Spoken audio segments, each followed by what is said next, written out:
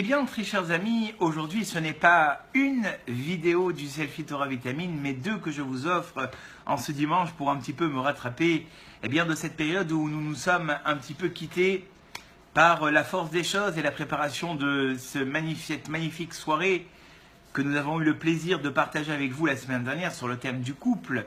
Le dialogue existe-t-il en 2017 ? Je vous dis dès à présent, d'ailleurs, très chers amis, que début juillet, nous aurons le plaisir de nouveau nous retrouver pour une soirée, cette fois-ci, sur le thème de l'éducation. Eh bien, encore une petite histoire, très chers amis. Une vie sans but n'est pas un but, effectivement. Tirée d'une histoire réelle, cette histoire se passe en Russie. Il y a de ça de nombreuses années. On attrapa un criminel qui fut jugé à l'âge de 17 ans pour 40 ans de prison. 40 ans de prison, c'est vous dire, très chers amis, la personne rentre à 17 ans en prison et elle ne va sortir qu'à 57 ans.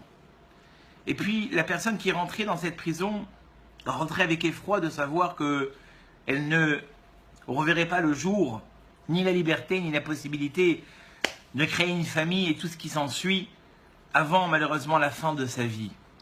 Et quand on inséra ce prisonnier en prison, ce détenu, on lui proposa un marché, on lui dit « Écoute, ta vie, de toute façon, va être très difficile. Nous te proposons quelque chose. Nous allons t'encourager et te solliciter pour vendre de la farine de la prison. » Alors lui, bien sûr, il sauta de joie. Il dit « Bien évidemment, moi, vendre de la farine, bien sûr. » Il dit « Non, mais attends, tu vas rester dans la prison. Et nous allons t'amener la manivelle du moulin qui va moudre la farine. Et toi, tu t'occuperas de cette manivelle. Et par tes mouvements, eh bien de l'autre côté, nous allons broyer du grain. Et avec ce grain, nous allons faire de la farine. Et c'est cette farine qui sera commercialisée. Et bien évidemment que ce détenu s'est senti utile. Et une semaine, un mois, un an, durant 40 ans, il était derrière ce mur en train de tourner la manivelle qui faisait moudre le blé pour vendre de la farine. Il se sentit utile. Durant ces 40 ans, eh bien, il sentit qu'en fait, chaque jour était une nouvelle mission pour pouvoir donner de la farine à la ville dans laquelle il se trouvait. À l'issue de ces 40 ans de détention, on le fit sortir.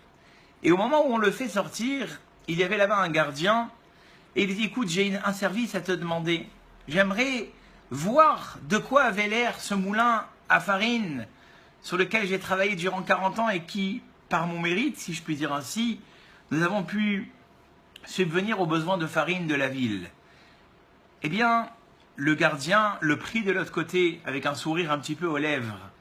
Et c'est là que le détenu eut une vision d'effroi. Derrière ce mur et cette manivelle se trouvait en fait une simple roue qui tournait sur elle-même sans aucun but. À ce moment-là même, très chers amis, eh bien, ce détenu eut une crise cardiaque et il mourut sur le coup. Histoire réelle. Eh bien, dit le Rav Mugrabi, cette histoire doit être pour nous pertinente dans la vie de tous les jours.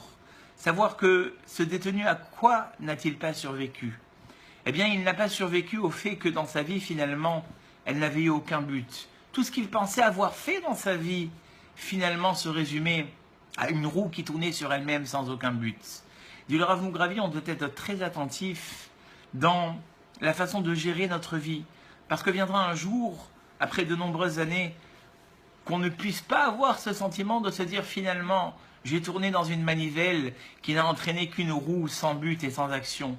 Que toute notre vie eh bien, soit basée sur des projets, soit basée sur des ambitions, pour qu'à la fin, ou plutôt quand cette période de jeunesse sera passée, on sera satisfait de tout le travail spirituel et matériel que nous aurions fait. Je vous dis à très bientôt pour une nouvelle idée d'un Selfie Torah Vitamine.